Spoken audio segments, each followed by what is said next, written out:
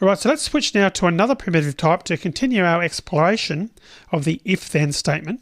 So I'm going to continue on outside of the code block we introduced in the last video. And I'm going to type int top score is equal to 100. Then on the next line I'm going to type if parentheses top score is equal to 100. And we can see we're using the two equal signs there because it's not an assignment. We're checking to see whether they're the same, they equal the same. Then we're going to add our code block as I talked about. And I'm going to print our message, you got the high score. So you can see that that equal to operator, which is the correct name for the operator on line 54, that's comparing top score to the literal value 100. So it should show our output that we've defined in our code block on line 55 because we've defined top score as 100. So if we run this, we should see the output. All right, so we can see you've got the high score, so that's working correctly.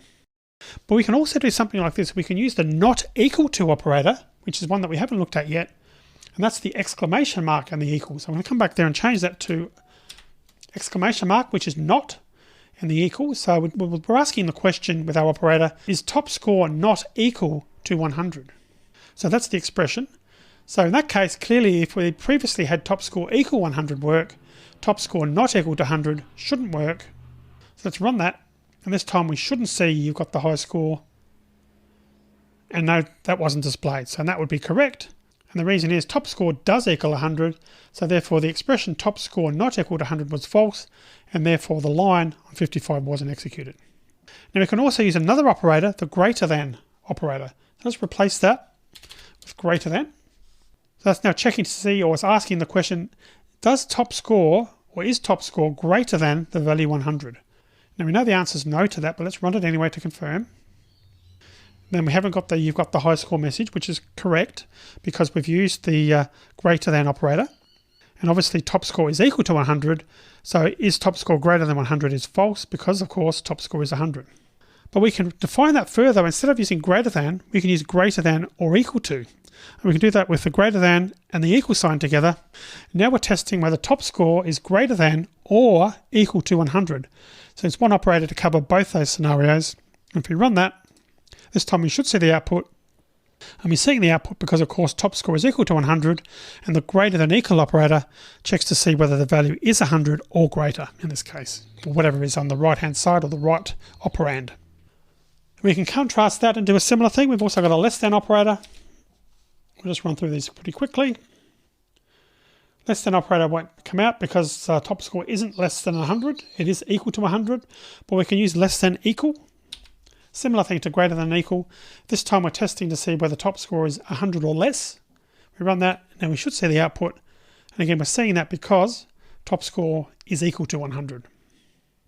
Now just to confirm that this is working, so if this top score less than 100, we come back and change that again. Let's make the top score value to be 80. Just want to show you that it does actually work. So now we're testing to see whether top score is less than 100. Now that we've defined it as 80 on line 53, of course that should be true, the expression on line 54. So when we run this time we have got you got the high score message because top score is less than 100 because we define it to be 80 on line 53. All right, so let's introduce another variable, and I want to show you a slightly more complex example. So I'm going to type int second top score is equal to 60. Now you can get a bit more complex. We can type something like if, then our parentheses, and we can put top score, if that's greater than second top score, 2 ampersand characters, and which stands for and, top score less than 100. Then I'm going to add a code block there. I'm going to print out a message greater than second top score and less than 100. So looking at this code, this is actually performing two tests now. So it's saying if the top score is greater than the second top score, and we're also saying, but also we want to check whether the top score is less than 100. So the two ampersands put together like that is what's called a logical AND operator. So it makes sure it ensures that both operands are true, or tests to see whether both operands to the left of the double ampersand and to the right, both of those have to be set to true, have a value of true. Now, there's also a single ampersand you can use, which is called a bitwise AND, which works in a similar way, but you shouldn't really use that here. You need to use the both ampersands. We'll talk about bitwise operators later, which are something that you use far less regularly than you would use the logical AND operator that we're using here. So in this case, we should find the message will be printed. And the reason is top score firstly is greater than second top score, and second top score is 60, but we've assigned the test the 2 ampersands if the top score is less than 100, and of course top score is set to 80. So if we run that, greater than second top score and less than 100 is correctly output.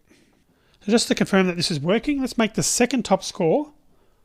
We'll make that value 81, which now changes the scenario because now suddenly second top score is greater than top score. So let's run that. And you can see we haven't got the message showing. It only needs one side, the left operand or right operand, to be false, and then the entire condition, or in this case the code in the code block, won't be executed. Alright, so that's a more advanced if-then statement. Let's finish the video here, and then in the next one we'll continue our exploration of operators still further, and we'll also be looking at something called operator precedence. So see you in the next video.